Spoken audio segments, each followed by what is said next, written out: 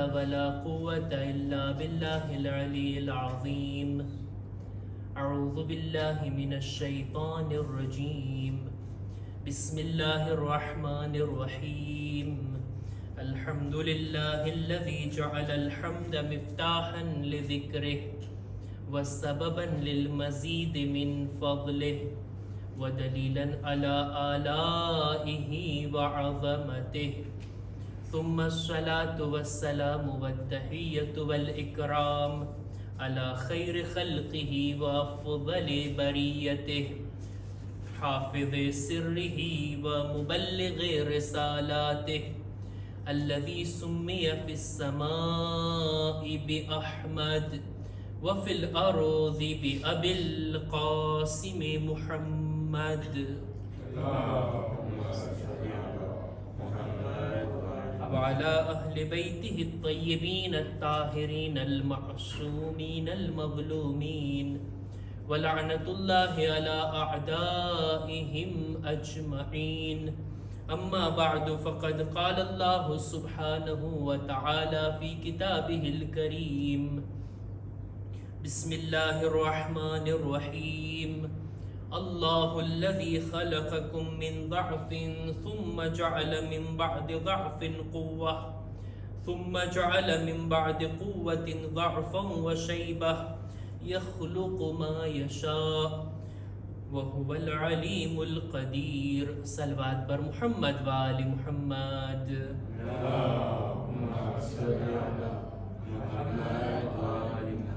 માહ શાબાન રસૂલે ખુદાનો આ મહિનો, આ મહિનાની ઇબાદતો, આ મહિનાની બંદગીની અંદર જ્યાં મુનાજાત શાબાનિયા છે, જ્યાં સલવાત શાબાનિયા છે, જ્યાં આ મહિનાના મુસ્તહબ રોઝા છે, સાથોસાથ ઇસ્તિગફાર.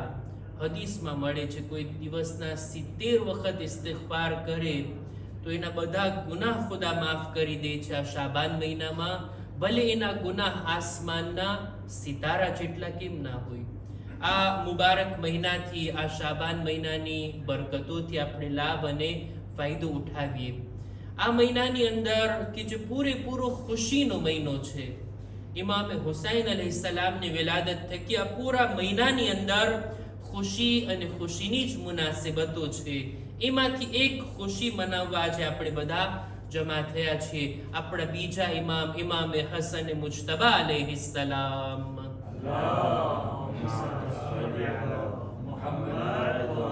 એમના ફરઝંદની યાદ મનાવવા માટે આપણે જમા થયા છીએ.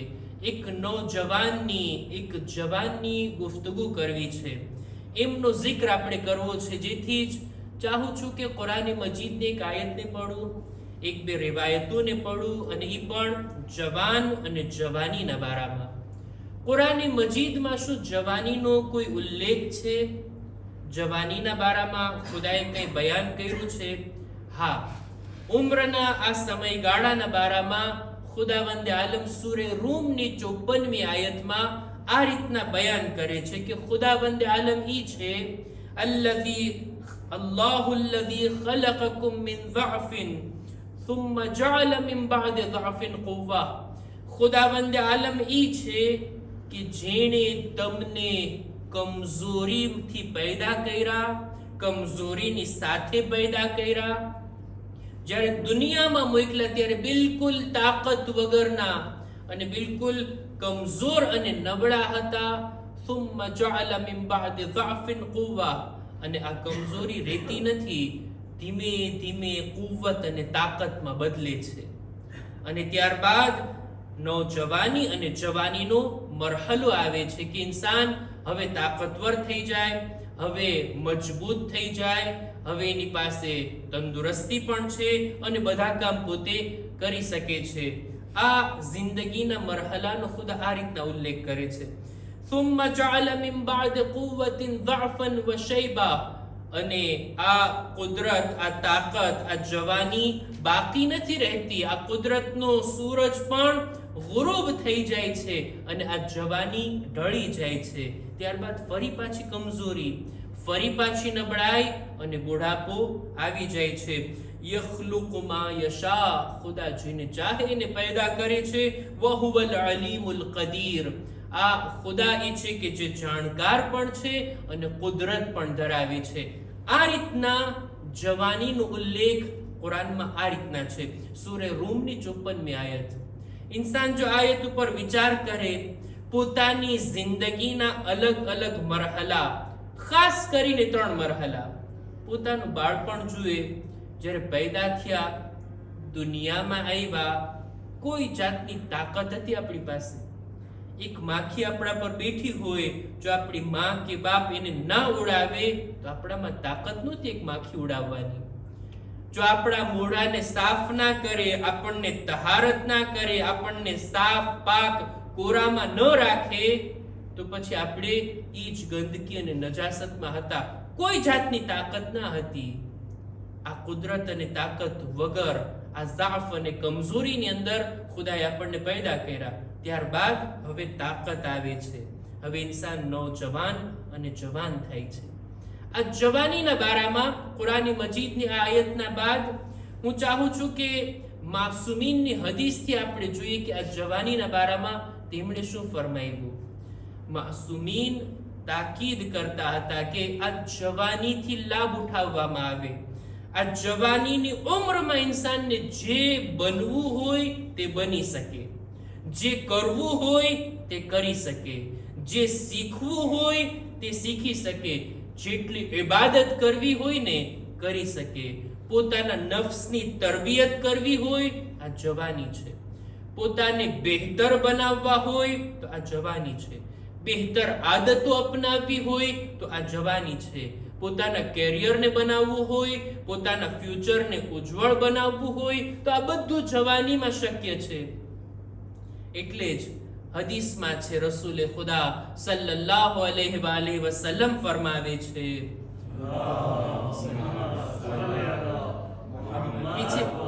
જવાનીની અંદર કોઈ ચીજ શીખવામાં આવે ને એમ છે જાણે પથ્થર ઉપર કરેલી લકીર. પથ્થર ઉપર કોતરીને જો કઈ લખવામાં આવે કેટલા લાંબા સમય સુધી ચાલે, પણ મોટી ઉંમરમાં બુઢાપામાં જો કોઈ શીખવામાં આવે તો પછી જાણે કે પાણી ઉપર કરેલી લીટી છે કે કરતા જાઓ અને ભૂસાતું જાય. આ જવાની છે કે જે ઇન્સાનને બહેતર બનાવે છે. આ જવાની છે કે જે ઇન્સાનને આગળ લઈ જાય છે અને ઇન્સાનને કામયાબ બનાવે છે. જવાનીના બારામાં કુરાની મજીદની આયત કે જેની અંદર આ ઉલ્લેખ છે કે ખુદાએ કુદરત અને તાકાત આપી છે, ઇન્સાનને બધા કામો કરવા માટે સશક્ત બનાવ્યો છે. આ સમયગાળાની અંદર, આ પીરિયડની અંદર, આ સમયમાં જો કોઈ જવાન ગુનાહના રસ્તાને ન અપનાવે અને ઇબાદતના રસ્તે આવી જાય ને તો ખુદા મલાઈકાની સામે ફખ્ર કરે છે કે છે જુઓ તો ખરા મારા આ જવાન બંદાને કે જે મારી ખુશી ખાતર ગુનાહથી બચીને આવ્યો છે ઇબાદત કરવા માટે, મારી ખુશી માટે ઈ ઇબાદત કરે છે, નમાઝો પઢે છે, બંદગી કરે છે, મલાઈકાની સામે ખુદા ફખ્ર કરે છે. અને જવાની છે ઇબાદતનો સમયગાળો. જવાની છે કે જ્યારે ઇન્સાન બધી ઇબાદતોને આસાનીથી અંજામ આપી શકે. નમાઝ શબ પઢવી હોય, રોઝા રાખવા હોય, ત્યાં સુધી ઉલમા ભલામણ કરે છે હજ પણ જવાનીમાં જ કરી આવે ઇન્સાન. અને આ જવાનીની અંદર આ ઇબાદતને સુકૂનથી અંજામ આપી શકે. બીજી બધી માલી ઇબાદતો જવાનીથી જ પોતાના ખુમ્સના હિસાબને રાખે, જવાનીથી જ નેકીઓ કરતો જાય, જવાનીથી જ પોતાની ઇબાદતો કઝા ન થાય એની તાકીદ રાખે. આ જવાની છે કે જે ખુદાવંદે આલમ ફરિશ્તાઓને સામે જોઈને આ જવાન ઉપર ફખ્ર કરે છે. એક હદીસની અંદર મેં વાંચ્યું કે બુઢાપાની અંદર કે જ્યારે ઇન્સાન યા તો બીમાર હોય, કમજોર હોય, ઝઈફ હોય, ત્યારે ઘણું ઇબાદત કરવાનું મન થાય, ઘણી ઇબાદતો બંદગી કરવાનો એને શોખ દિલમાં પેદા થાય, પણ બદન સાથ ના આપે. ત્યારે પછી ઊભા રહેવું પણ મુશ્કેલ, 2 રકાત નમાઝ પઢવી પણ મુશ્કેલ, ત્યારે મજલિસો માતમમાં આવવું પણ એટલું મુશ્કેલ થઈ જાય. એટલે જ હદીસની અંદર મળે છે, હદીસમાં કહેવામાં આવ્યું કે યુક્તબુ લિલ મરીદિલ કબીર મિનલ હસનાત અલા હસ્બી મા કાન યઅમલુ ફી શબાબિહી વ સિહ્હતિહી મિન અમાલિલ ખૈર. કોઈ પણ કમજોર, બીમાર અને ઝઈફ ઇન્સાન માટે, બુઝુર્ગ ઇન્સાન માટે ઈ જ નેકીઓ ઈ પ્રમાણે જ લખાય છે જે રીતના ઈ જવાનીમાં અંજામ આપતા.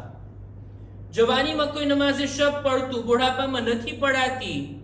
ખુદા બુઢાપાની અંદર પણ ઈ જ સવાબને લખે છે જે જવાનીમાં એને ઇબાદતો કરી. જવાનીમાં વાજિબ રોઝાની સાથે મુસ્તહબ રોઝા પણ રાખ્યા, નેકીઓ કેટલી કરી, સારા સારા કામો કર્યા. ખુદા ઈ જ પ્રમાણે જે જવાનીમાં કર્યું ને ઈ જ લખશે, અહીંયા લખતો રહે છે અને ઈ સવાબ એને મળતો રહે છે. પણ જવાનીમાં જો કંઈ ના કર્યું, જવાની હસવામાં, રમવામાં, લહેવો લહેબમાં, નકામા કામોમાં, બેહુદા કામોની અંદર જો પસાર કરી અને પછી બુઢાપામાં અલ્લાહ અલ્લાહ કરવા બેઠા તો પછી શું અંજામ થશે? એક સલવાત પર મુહમ્મદ વાલી મુહમ્મદ.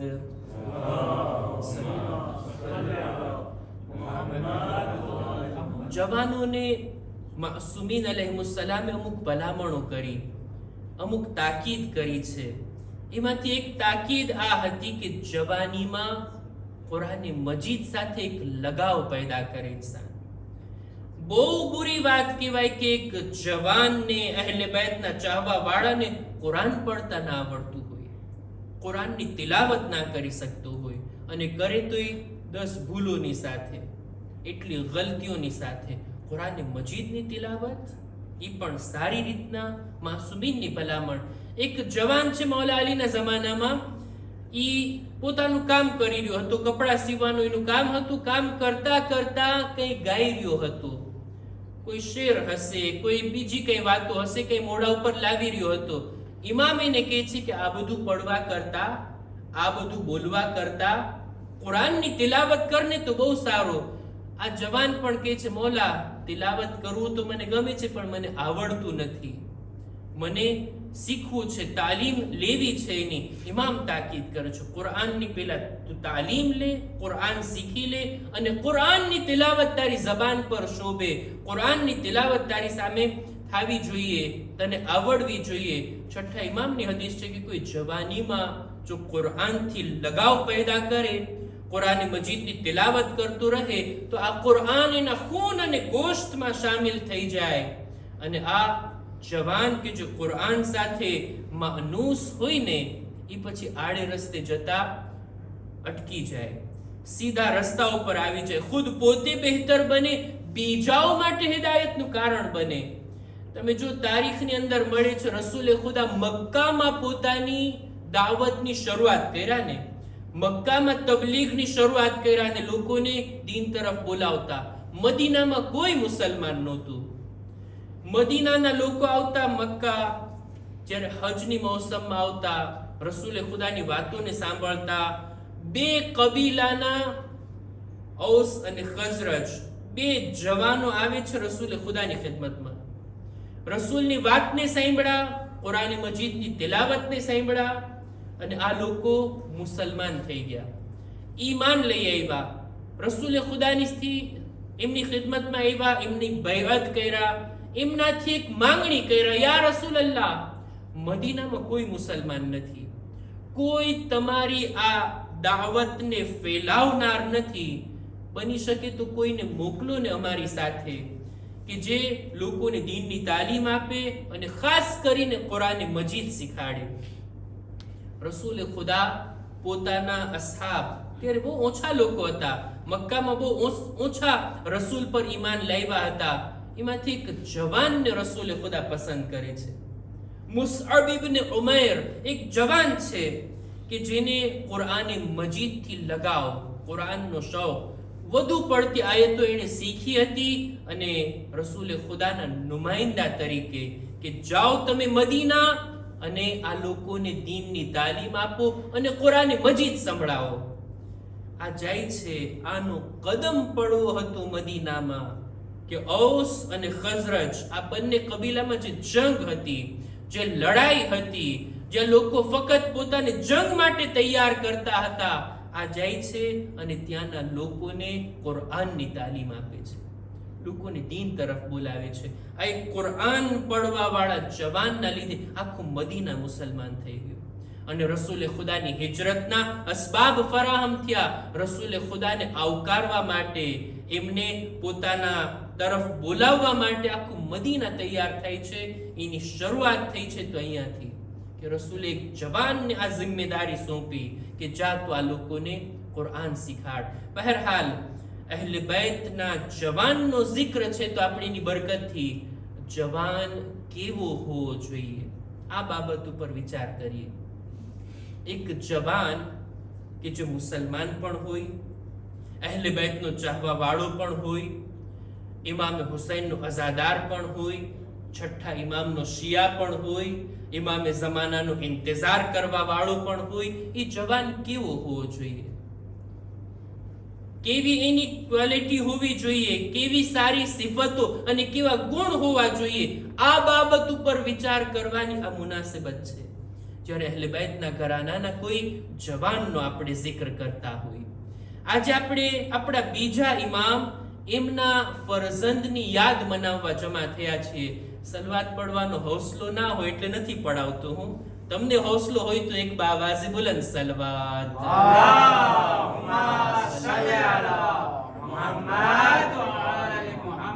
આપણા બીજા ઇમામના ફરઝંદો કેટલા હતા, આપણે કેટલાને ઓળખીએ છીએ? એક ફરઝંદને ઓળખીએ છીએ કે જેમને આજે આપણે વિલાદત મનાવી છે.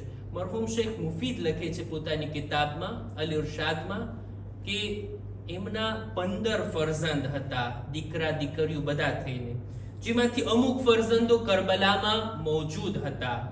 અમુક ફરઝંદો થી ઇમામે હસનની નસ્લ આગળ વધી છે. મારે અમુકનો જિક્ર કરવો છે. જનાબે કાસિમ કે આપણે એમને ઓળખીએ છીએ, એમને જાણીએ છીએ કે તેઓ કરબલાની અંદર હતા.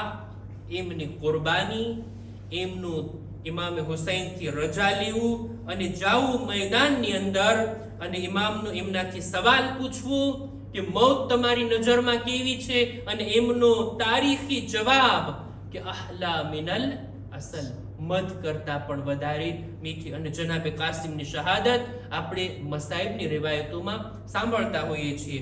ઇમામે હસનના એક ફરઝંદ છે અબ્દુલ્લાહ ઇબ્ન હસન, એ પણ કરબલામાં હતા.